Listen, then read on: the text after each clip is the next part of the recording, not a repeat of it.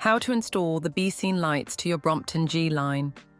Lights are a safety feature on your bike, and it is important you install them correctly. To perform this job, you will need a 3mm hex key and a posi drive screwdriver. For the G Line, the front light is mounted on a bracket which should be fitted on the left side of the handlebar looking forward.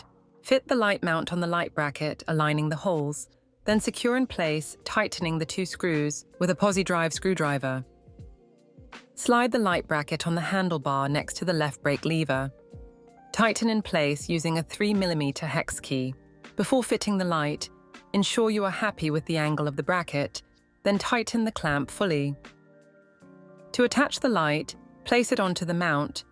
Align the power button symbol on the light with the one on the bracket, then rotate clockwise until it locks into place.